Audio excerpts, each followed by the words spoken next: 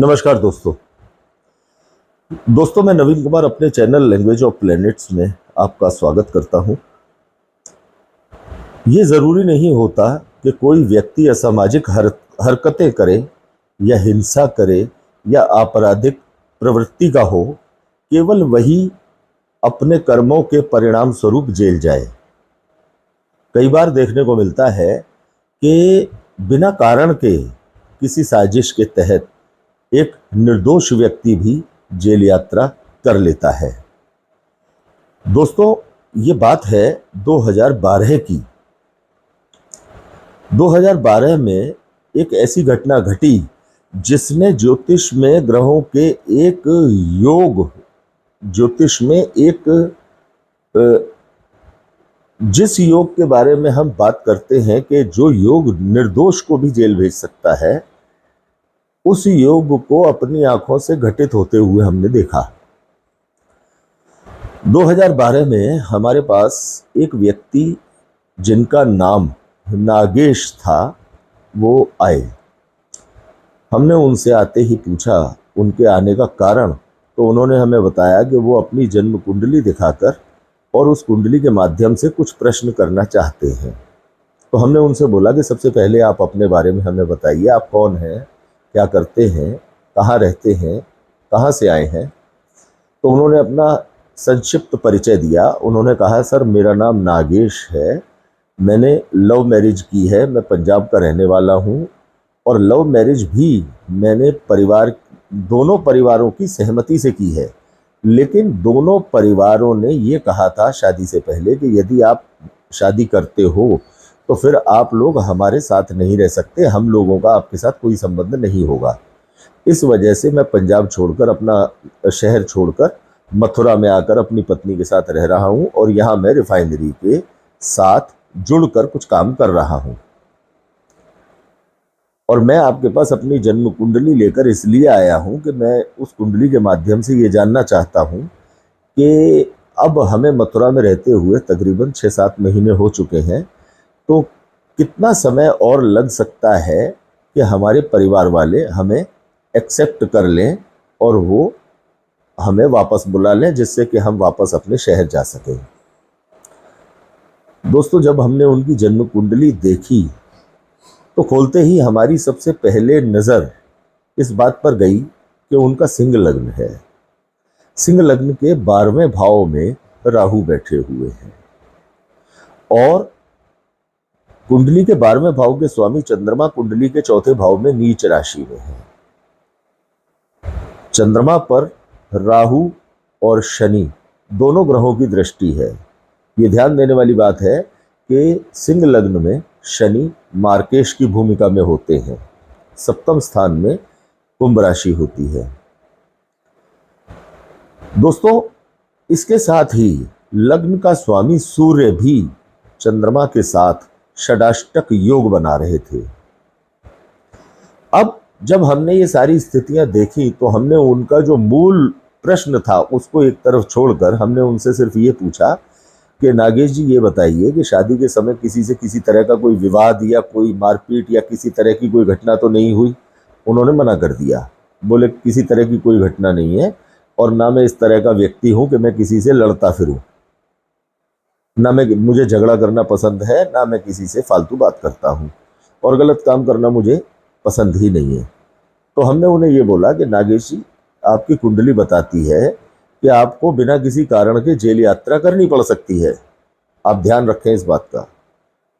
तो इतना सुनते ही नागेश जी नाराज हो गए, बोले कि मैं अपने शहर वापस जाने के बारे में आपसे बात करने आया हूं और आप हमें जेल यात्रा के बारे में बता रहे हैं, तो मुझे आपकी कुंडली देखने की कला समझ में नहीं आई, आप मुझे मेरी कुंडली दे दीजिए, मैं जाना चाहता हूं।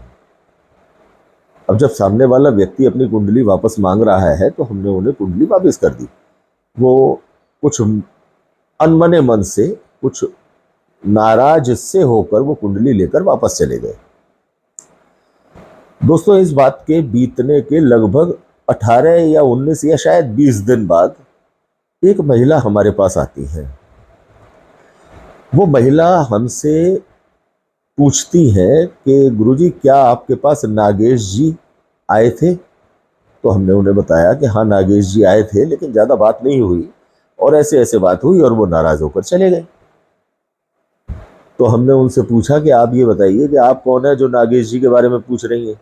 तो उन्होंने कहा कि मैं नागेश की वाइफ हूँ, हमारी लव मैरिज हुई थी और जिसके बारे में नागेश जी ने आपको सब कुछ बताया हुआ है।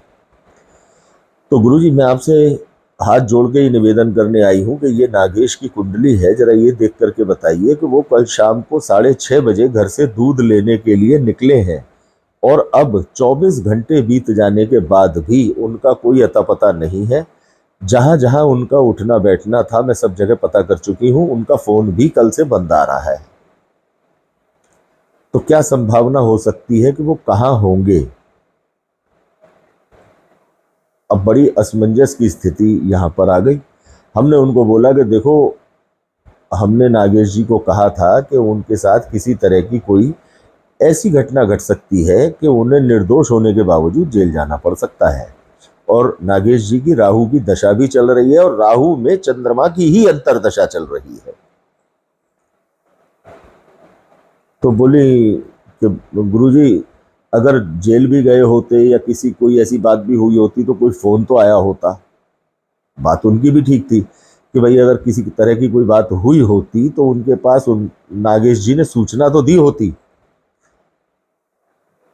अब हमने उनको एक सजेशन दिया, हमने उनसे कहा कि आप जाएं और अपना जा करके हनुमान जी महाराज से आप प्रार्थना करें। अगर कल सुबह तक कोई सूचना नहीं मिलती है तो फिर आप हमें बताएं, फिर हम उसके बारे में आगे कार्रवाई करेंगे। वो घर चली गई।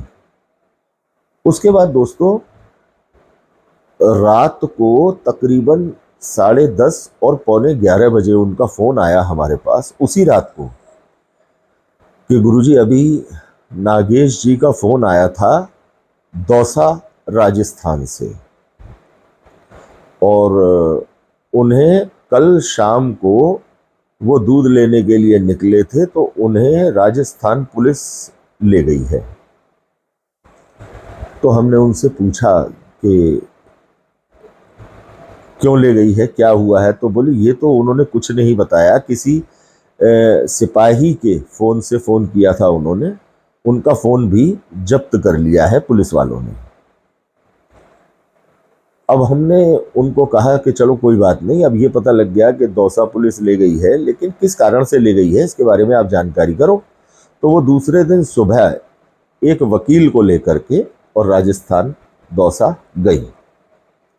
वहां जाकर के और सारी जानकारी करके और वो जब मथुरा वापस आई तो उन्होंने हमें ये बताया कि गुरुजी अभी तकरीबन 3 से 4 महीने पहले एक रिश्तेदार से नागेश ने एक महंगा सैमसंग का फ़ोन खरीदा था। वो फ़ोन नया खरीदना चाहते थे, वही मॉडल जब रिश्तेदार सस्ते में दे रहा था सेकंड हैंड तो नागेश को बहुत पसंद आया। तो उन्होंने एक रिश्तेदार, क्योंकि विश्वसनीयता होती है परिवारों में, तो रिश्तेदार से उन्होंने वो फ़ोन ले लिया। अब पुलिस वालों का कहना यह है कि वो फ़ोन किसी बड़े अधिकारी का था, जिस अधिकारी के साथ लूट के दौरान वो फ़ोन भी लूटा गया था और उस अधिकारी के साथ लुटेरों ने मारपीट भी की थी, चोटें भी आई थी उस अधिकारी को। तो उस चक्कर में नागेश जी को उठाकर उन्होंने पुलिस ने बंद कर दिया है, क्योंकि वो फ़ोन ईएमआई के माध्यम से वो फ़ोन नागेश जी के पास मिला है। तो गुरुजी इस वजह से उन्होंने उन्हें पकड़ रखा है और वकील साहब मेरे साथ गए थे तो वो सारी जानकारी करके आए हैं। तो अब वो जमानत की कार्रवाई हमें करवानी पड़ेगी।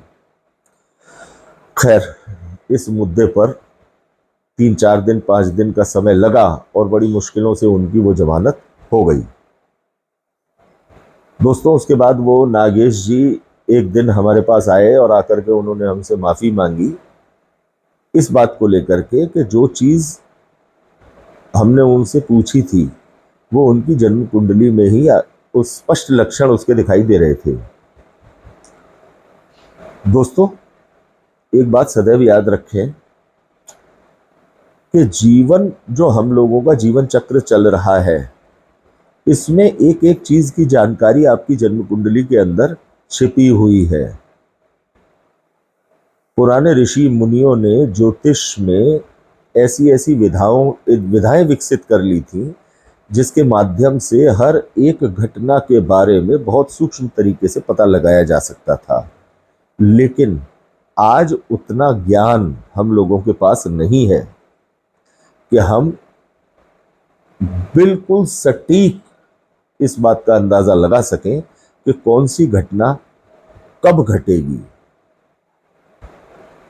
आपने देखा होगा बहुत से लोग भविष्यवाणियां करते हैं, वो ये साबित करने की कोशिश करते हैं कि उनका ज्ञान सर्वश्रेष्ठ है, लेकिन हमारा भविष्यवाणियां करने में कोई विश्वास नहीं है, क्योंकि हम आज भी अपने आप को ज्योतिष में 25 साल से प्रैक्टिस करने के बावजूद भी हम आज अपने आप को एक स्टूडेंट ही मानते हैं।